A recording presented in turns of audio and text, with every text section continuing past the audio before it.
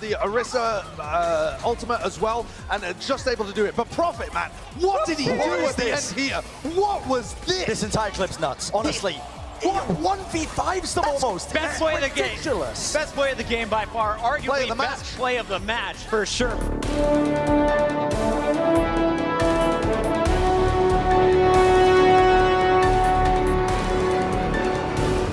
It wouldn't be very hard for someone to proclaim the Spitfire as the best team in the league.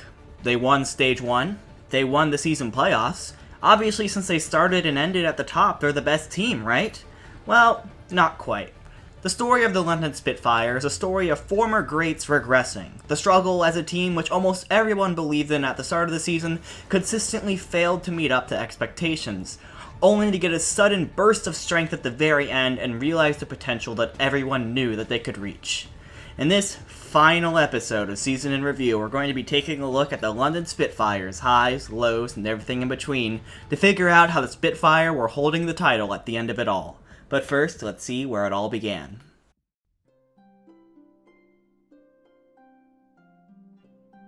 The London Spitfire are owned by Cloud9, an esports organization that is absolutely everywhere. You can find Cloud9 teams in CSGO, League of Legends, PUBG, Fortnite, Rocket League, Smash Bros. Melee, Hearthstone, and more. Cloud9 had also been heavily involved in Overwatch prior to the Overwatch League, having a team in North America, Europe, and Korea. But we're going to be focusing on Korea since that's the direction that Cloud9 decided to go in. Before the league even began, Cloud9 announced that they had signed the entire roster of Kongdu Panthera at the time to their own team, who had just placed second in Apex Season 3. They called this team Cloud9 Kongdu and contained DPS Birdring and Rascal, tanks Fissure and Void, and supports Bedozin and Waka Waka. Great, so this is their team, right? Well, you would think so, and maybe Cloud9 did too, until Apex Season 4, where they faced a team called GC Busan in the semifinals and just got smashed 4-0. Then Cloud9 were probably like, damn, we better get those guys. And they did. The eventual Apex Season 4 champions included DPS Hureg and Prophet, tanks Wuyal, Aerial, and Gesture, and supports Hagapun and Closer. With that, Cloud9 had everything in place to build a superstar hybrid team. They ended up not taking Void and Waka Waka from Cloud9 Kongdu, while Aerial was the only player on GC Busan who didn't end up making the team.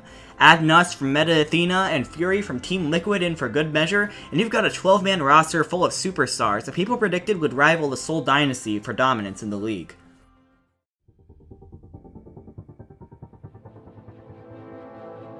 And while the Spitfire didn't quite dominate straight out of the gate, they did really damn good.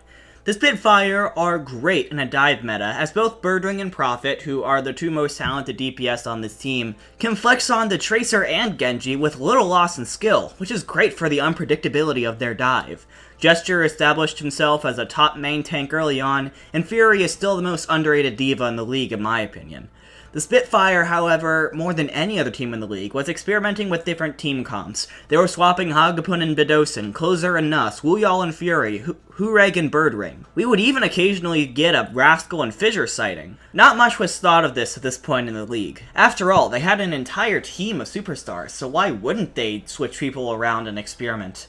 When the experiment went wrong, however, it cost the Spitfire. After a surprise loss to the Uprising in the middle of the stage, the Spitfire ended the stage with 2 losses against the Outlaws and the NYXL, who would coincidentally be the same teams that the Spitfire would face in the Stage 1 playoffs. But dang, did they take it well.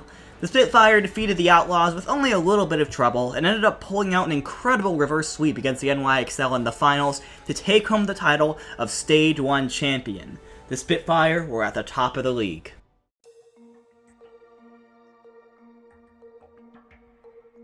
Now, when you have a roster of 12 people for a game that requires 6 players, then some of those players will play more than others. That's just a guarantee.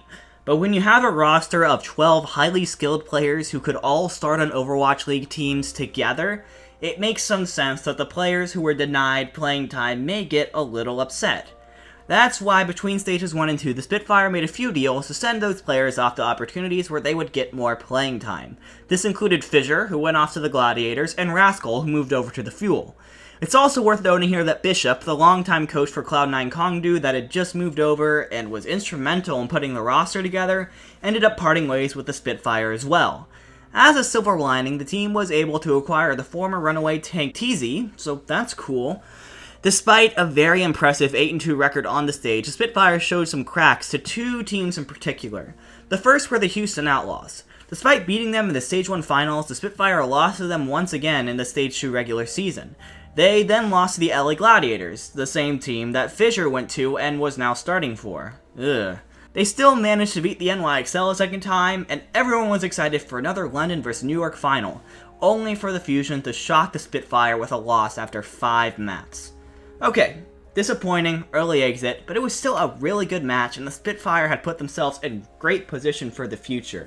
Birdring and Prophet are still an amazing DPS duo, Gesture and Fury are a great tank selection, and Bedosin and Nuss are really good supports. Everyone on this team is just really freaking good, and everyone expected for them to contend throughout the entirety of the league.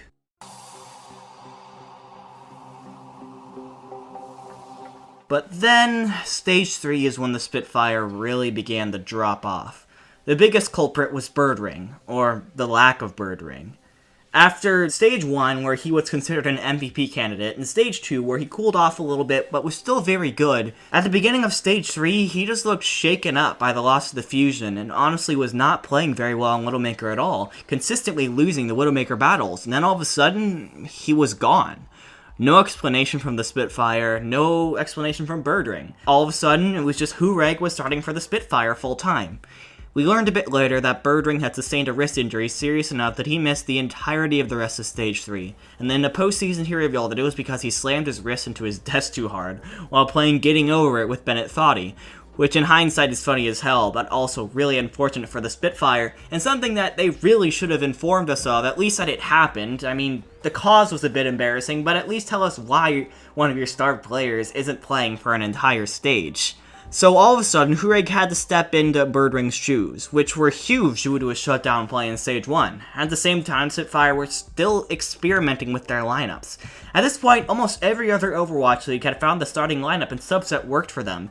And what's weird for the Spitfire is that it was pretty obvious what the strongest starting lineup is for them. Gesture and Fury on tank, Birdring and Prophet on DPS, Bedosin and Nuss on support. Easy enough, right? But the Spitfire would constantly throw in Woolyall for Fury, Hagapin for Bedosin, and Closer in for Nuss, for what looked like no reason. Was there legitimate uncertainty about who was better, or was there drama inside the dugout for not getting enough playing time? I don't know. The loss of Birdring shook this team up though, with a 1-4 start to the stage. However, midway through, Hureg actually started to find his footing and started performing quite well.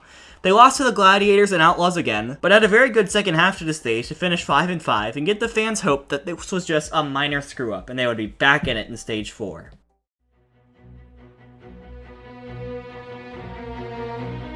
Yes! Birdring is back! And he looks not that great, actually. After not being on stage for a full month, it makes sense that he would need some time to get back into his groove, but man, did he not look very good in the beginning of Stage 4.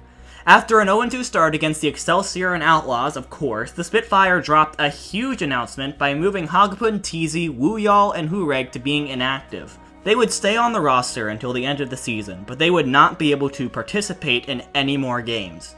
This announced to the rest of the world that after months of flipping back and forth, the Spitfire were finally committed to a starting 6 moving forward. However, to me, it felt like the Spitfire were like a kid that couldn't help but take cookies out of the cookie jar whenever they saw it, and the mom, the management in this case, just let it go on for months with no consequence, until out of nowhere, mom just takes all the cookies away, and then proceeds to tase the kid. It was just too much, too harsh of a punishment all at once to just tell these players, okay, we just can't have you play anymore. Now, if the 4 players that were moved to inactive were legitimately causing problems because they were frustrated with their lack of playing time, that's another issue. I don't know, but having talented subs is important to having a consistently great team. Other teams were successfully able to handle subs because they knew when and where to use them, and that would give them an advantage. However, it felt like the Spitfire would just go, oh, I don't know, let's just sub in Woolyall this map and see if it works. The loss of Bishop was felt by this team, and suddenly losing like a third of your lineup obviously shook the Spitfire up. They went 4-6 in Stage 4, with their only win against a future playoff team being against Boston, who were having their own struggles. The Spitfire stumbled into the playoffs.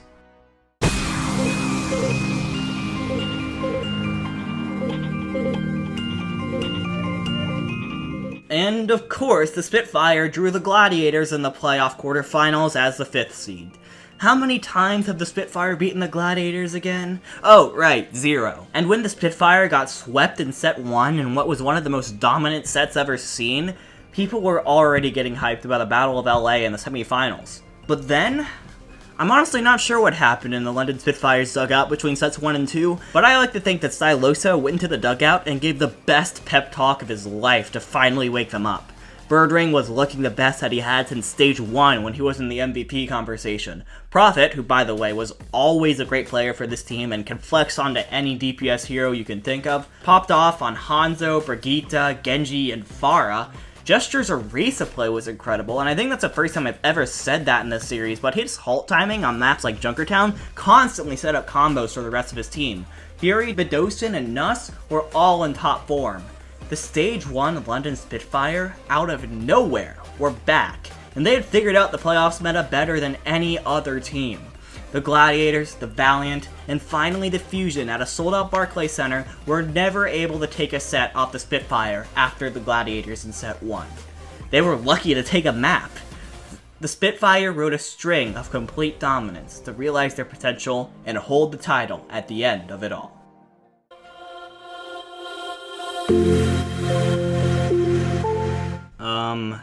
What just happened? What happened to the Spitfire who went 4-6 in Stage 4? Where did these Spitfire come from?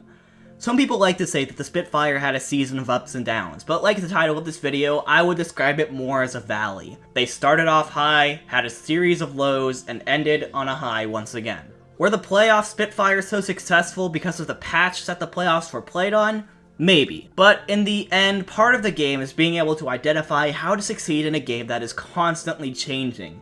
And when it mattered most, the Spitfire were able to figure out how to do it better than any other team. That's why my final grade for the London Spitfire in Season 1 of the Overwatch League is an A-. Now, if you were just here for the SiR, then thank you so much for watching. You can go ahead and click off the video because I'm going to talk about some personal stuff about myself and the channel for the last few minutes of this video. Wow, I did it.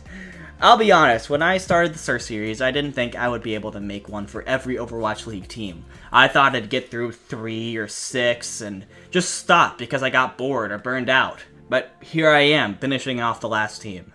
So first of all, I'd like to thank everyone who has been sticking with this channel from the beginning. When I started this series, I was somewhere between 2,000 and 3,000 subs, and now here I am closing in on 9,000, which is just incredible to me, so thank you all so much for your support.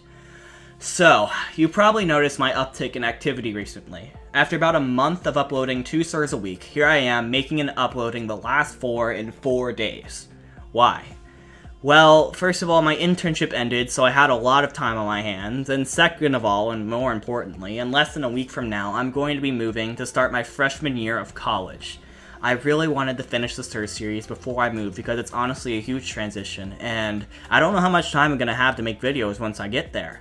That's why I'm also announcing that I will be going on a YouTube hiatus until further notice after this video as I move and get settled into college life. I do not intend to quit, because I genuinely enjoy doing this, but my education takes priority. That's just how it is.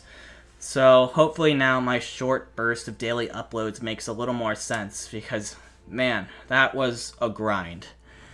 If you want to stay in contact with me, you can follow me on Twitter at dividingby0, just like my YouTube name, or you can join my Discord server, the link to which will be in the description. I plan to be at least a little active on those.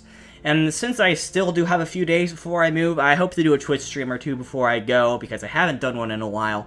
So if you want to catch those, look up dividing_by0 on Twitch. The regular one was taken.